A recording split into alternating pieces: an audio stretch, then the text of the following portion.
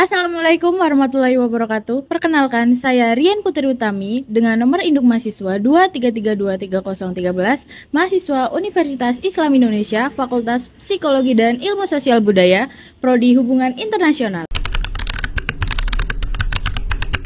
Hubungan internasional adalah ilmu yang mempelajari hubungan antar negara, termasuk peran sejumlah negara, organisasi antar pemerintah, organisasi non-pemerintah internasional, organisasi non-pemerintah, dan perusahaan multinasional. Seperti yang kita ketahui pada saat era ini, teknologi itu sangat berkembang dengan canggih. Nah, itu berpengaruh terhadap berbagai bidang di suatu negara, contohnya bidang ekonomi. Nah, kemajuan teknologi tersebut dapat kita manfaatkan untuk melakukan perdagangan luar negeri atau perdagangan internasional.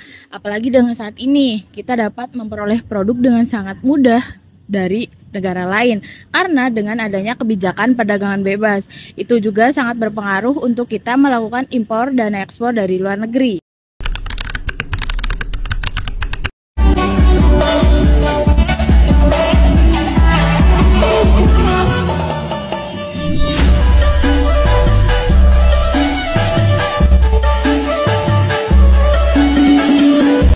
Perlu kalian ketahui bahwa perdagangan internasional ini termasuk dalam bentuk globalisasi yang terus berkembang di setiap waktu. Lalu, apa saja sih keuntungan perdagangan internasional ini dalam negara maupun masyarakat? Ada 6 keuntungan perdagangan internasional bagi negara dan masyarakat. Yang pertama, kita dapat memperoleh suatu produk yang produk tersebut tidak diproduksi oleh negara kita. Mengapa? Mengapa produk tersebut tidak bisa diproduksi oleh negara kita? Ada beberapa faktor yang dapat mempengaruhi tersebut. Antara lain faktor perbedaan geografis, perbedaan iklim, dan keunggulan iptek. Nah, contohnya kita dapat mengimpor barang dari Jepang, mengimpor mesin dan suku cadang karena keunggulan iptek di Jepang itu lebih maju.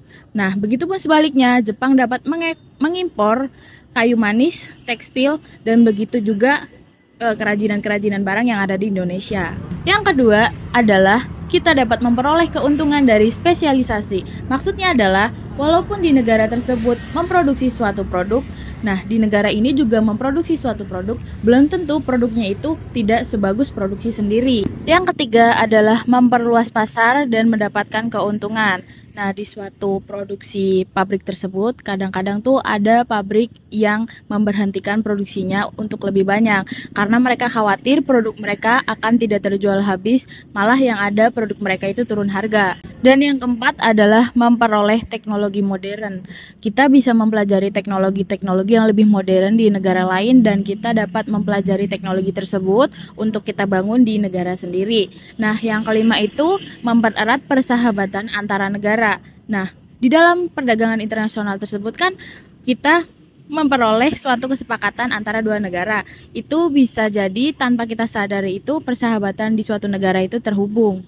Dan yang terakhir adalah memperluas lapangan pekerjaan. Jika di suatu negara tersebut memproduksi barang yang lebih banyak, maka akan memperluas juga lapangan pekerjaan.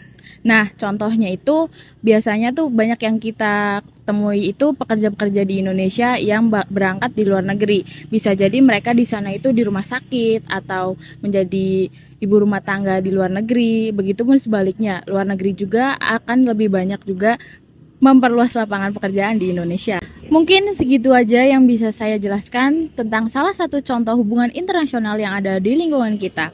Terima kasih. Assalamualaikum warahmatullahi wabarakatuh.